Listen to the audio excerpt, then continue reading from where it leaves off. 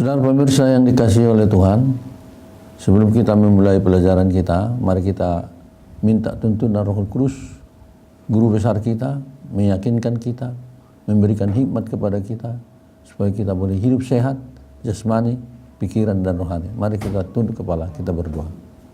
Bapa dalam surga, Allah Khalik semesta alam, kepadamu kami pada saat ini bersyukur, berterima kasih karena ada kesempatan untuk mempelajari akan firman Tuhan yang menuntun kami kepada hidup sehat, jasmani, pikiran dan rohani. Karena undang-undang Tuhan sesungguhnya adalah undang-undang yang tak bisa dilawan oleh manusia, tetapi yang Kau bekerja melalui ciptaan alam semesta, memberikan kepada kami kesembuhan dari berbagai macam penyakit jasmani, pikiran dan rohani juga. Ampun segala dosa kami, yakinkan kami Tuhan dengan pelajaran ini.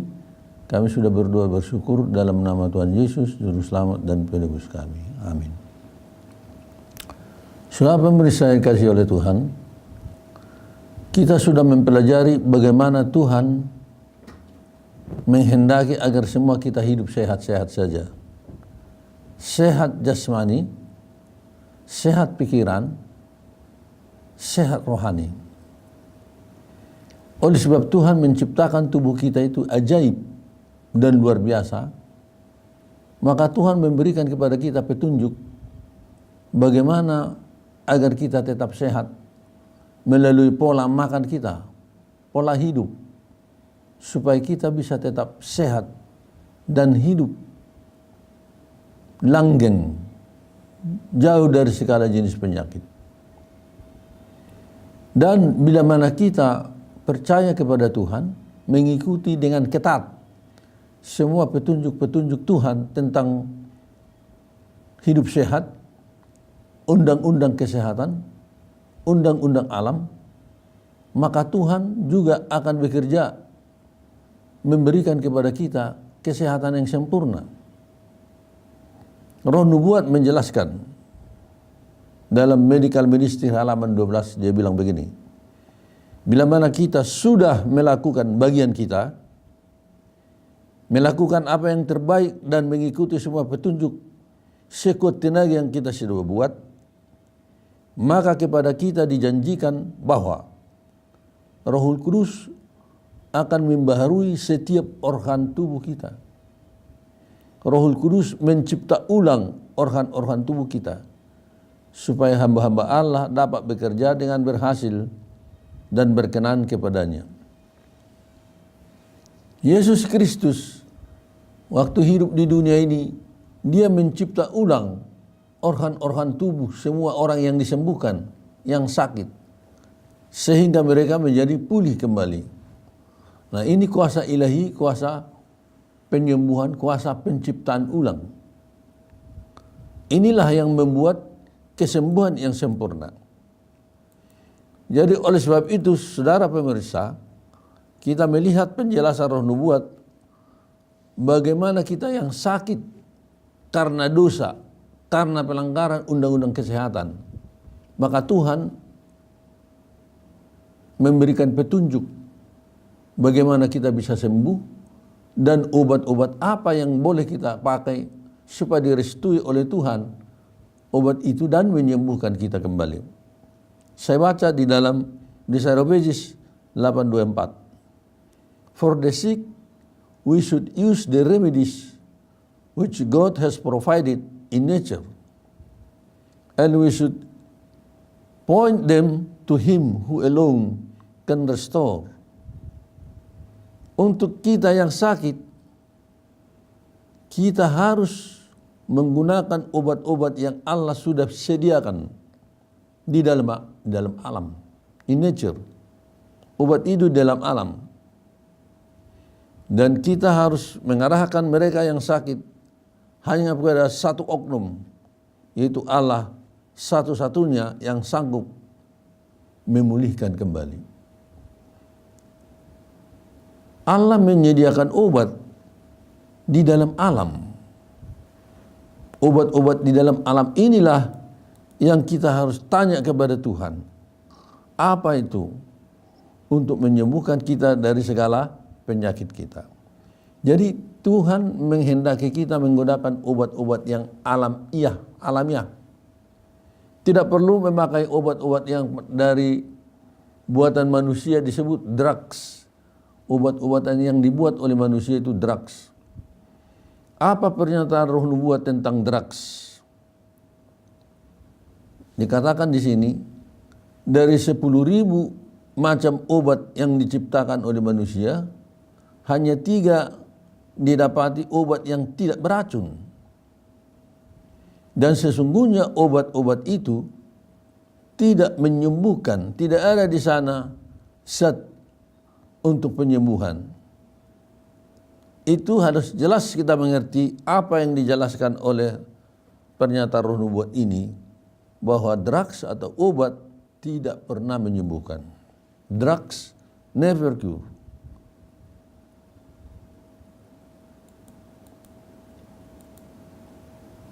Oleh sebab itulah dinyatakan kembali.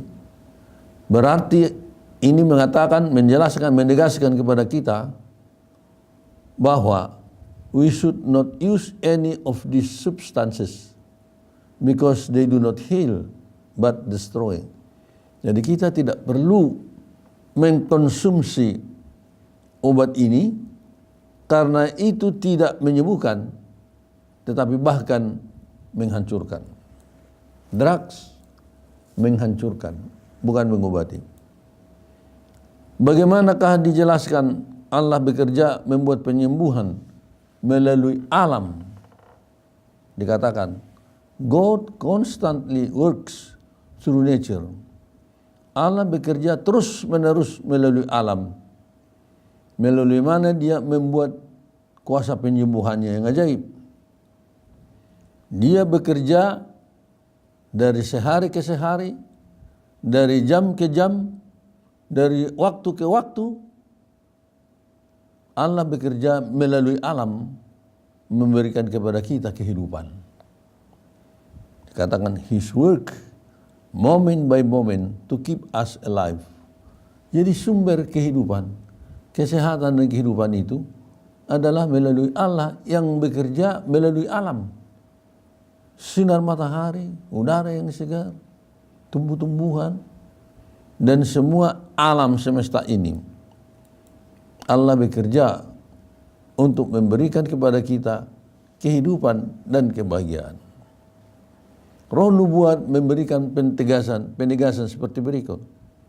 Alam adalah dokter daripada Allah, God's physician. Alam adalah alat-alat Allah untuk penyembuhan. Hanya alam sajalah yang benar-benar dapat memulihkan kembali penyakit. Hanya alam saja. Nature alone possesses curative power. Hanya alam sajalah satu-satunya yang mempunyai alat untuk menyembuhkan. Nature are God's blessing provided to give health to the body, mind, and soul. Alam adalah alat-alat berkat dari Allah yang telah disediakan memberikan kepada kita kesehatan tubuh, pikiran, dan jiwa. Dan pemirsa, dalam alam Allah bekerja melalui alam. Bagaimana penjelasannya mengenai air? Berhubungan dengan air, pengobatan dengan air dikatakan sangat efektif dalam memulihkan kesehatan. Dari semua drugs atau obat-obatan yang dipakai oleh para dokter di atas dunia ini, dikatakan air more effective in restoring health than all drugs medication in the world. Jadi air adalah alat penyembuh yang ajaib, melebihi semua obat-obatan yang dikenal oleh dunia ini.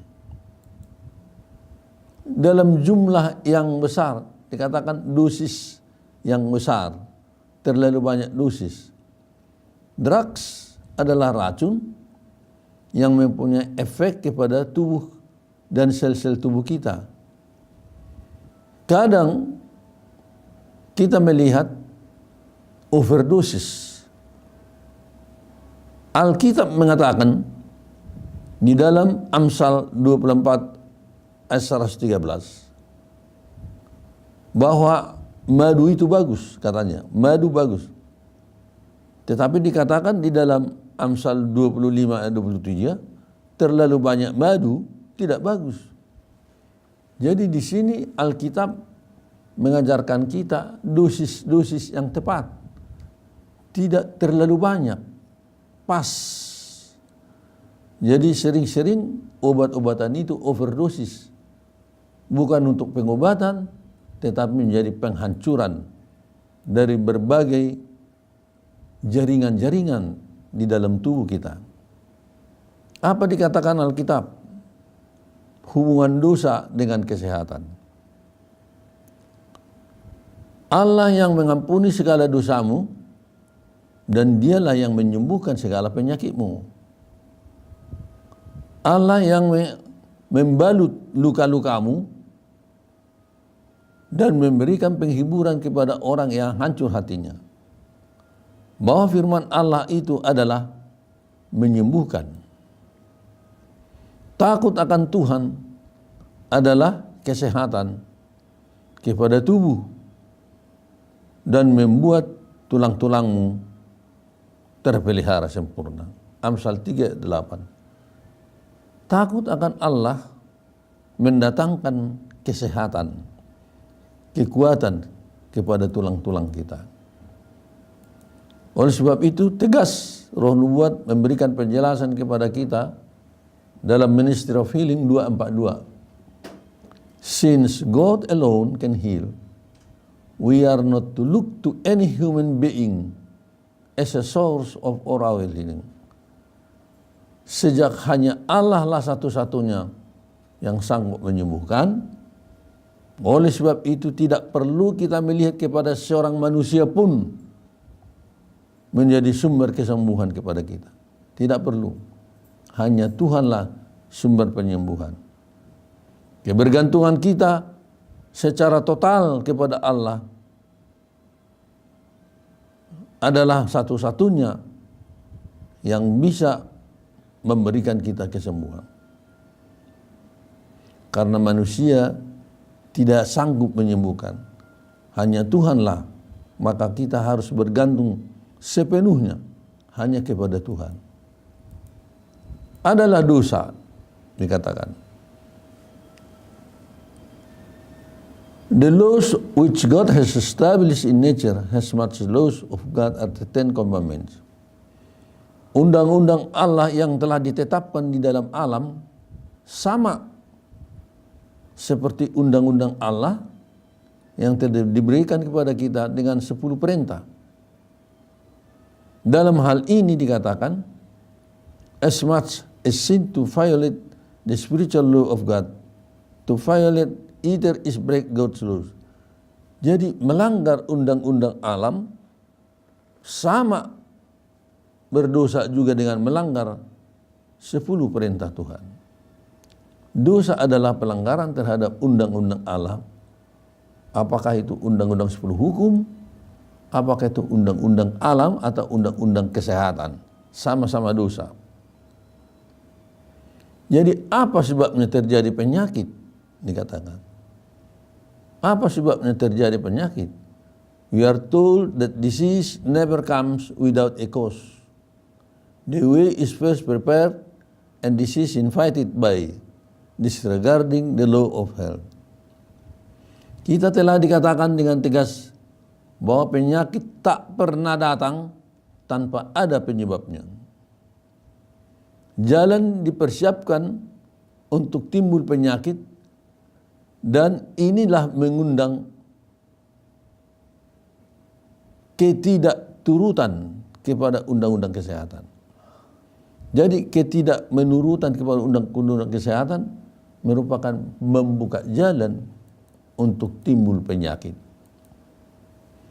Saudara pemirsa, janganlah kita mengharapkan terjadi mukjizat dari Tuhan kalau kita melanggar undang-undang kesehatan, dan tidak menggunakan obat yang sudah dipersiapkan Tuhan di melalui alam. Kita baca di sini kutipan. We cannot expect the Lord to work a miracle for us while we neglect the simple remedies He has provided for our use. Janganlah kita mengharapkan Allah membuat mukjizat penyembuhan kepada kita kalau kita melupakan simple remedies. Apa itu simple remedies? Obat-obat yang simple, yang sederhana, yang ada di dalam alam ini, yang boleh kita gunakan dengan sungguh-sungguh. Maka dengan obat-obat yang telah disediakan Allah di dalam alam, maka dia akan membuat keajaiban, miraculous, mukjizat. Jadi Tuhan menggunakan mukjizat kalau kita menggunakan cara atau bahan yang Tuhan sudah sediakan untuk itu. Sehingga dikatakan di sini bahwa penurutan itu adalah satu-satunya jalan untuk beroleh apa? Kebahagiaan, kesenangan, kegembiraan. Tetapi pelanggaran terhadap undang-undang kesehatan akan menghasilkan penderitaan.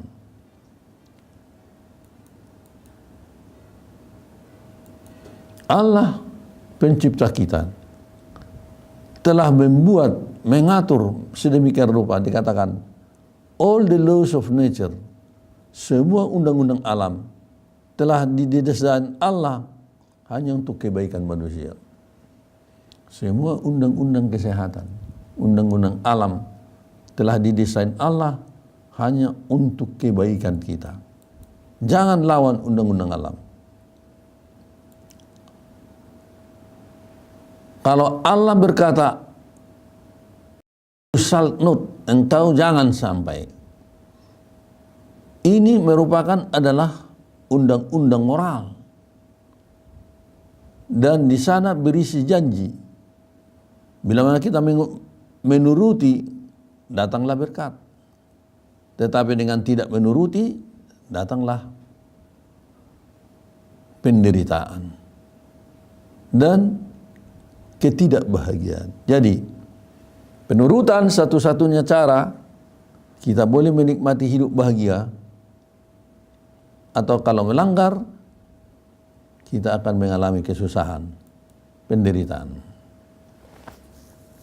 Allah tidak suka kalau kita cepat mati. Tuhan mau kita hidup langgeng, senang, dan sehat. Dikatakan di dalam Counsel Letterfoot halaman 16. God want us to live as long as possible here on this earth, so that through our service to humanity, we can do the greatest amount of good over the greatest length of time. A failure to live by the laws of our being will reduce the period of time available to us by producing disease and premature death. Allah menghendaki kita hidup sepanjang mungkin di atas dunia ini, agar kita boleh membuat pelayanan kepada sesama manusia. Kegagalan dalam menuruti undang-undang alam ini akan memperpendek umur yang seharusnya kita bisa gunakan untuk menjadi berkat. Sehingga pelanggaran tersebut itulah yang menghasilkan penyakit dan kematian yang cepat, jadi umur pendek. Jadi Roh Nubuat menegaskan Tuhan tidak mau kita cepat mati, tetapi Tuhan mau kita umur panjang, dan umur pendek satu-satunya penyebab adalah melanggar undang-undang kesehatan. Kalau kita sudah tahu undang-undang kesehatan, tetapi selalu mengabaikan, menganggap remeh, apa kata Roh Nubuat dikatakan? Those who have the light and do not follow it, but disregard the requirements of God, will find that their blessing will be changed to curse, and their mercies into judgment. Mereka yang sudah tahu terang kebenaran itu, terang tentang kesehatan itu, tapi tidak mengikutinya dan melalaikannya, semua tuntutan-tuntutan Allah ini akan mendapati bahwa berkat itu berubah menjadi kutuk. Sudah tahu tapi dia tidak diikuti. Seharusnya jadi berkat, akhirnya berubah jadi apa? Jadi kutuk. Oleh sebab itu, saudara pemirsa, dengarlah bagaimana kita bisa berkenan kepada Tuhan. Dikatakan, by strict compliance with the requirements of God is beneficial to the health of body and mind. Strict compliance, ketat mengikuti semua persyaratan-persyaratan yang diminta oleh Allah, tuntutan-tuntutan Tuhan, aturan-aturan Tuhan, adalah berkat kepada kesehatan tubuh maupun pikiran. Penurutan yang ketat menjamin kesehatan tubuh dan pikiran. Oleh sebab itu, marilah kita benar-benar meyakini kata Roh Nubuat. Thus said the Lord. Tuhan berkata adalah merupakan undang-undang di semesta alam ini. Thus said the Lord is our rule in all things. Kalau Tuhan sudah katakan, sudahlah menjadi undang-undang apa? Undang-undang benar di alam semesta ini. Saudara pemirsa, mari kita lebih teliti memperhatikan undang-undang kesehatan. Makin benar-benar kita memelihara undang-undang kesehatan, maka makin jelaslah dalam pikiran kita pentingnya hal-hal yang kekal. Jadi orang yang tidak atau masa bodoh kepada undang-undang kesehatan, dia tidak terlalu memperhatikan hal-hal yang kekal. Makin serius kita memperhatikan undang-undang kesehatan, makin mengerti kita nilai-nilai hal yang kekal. Ingatlah saudara, para pemirsa, apa dikatakan Roh Nubuat di sini. Satu-satunya jalan menuju kepada hidup kekal, the path of obedience is the only path that leads to heaven. Satu-satunya jalan menuju hidup kekal adalah penurutan.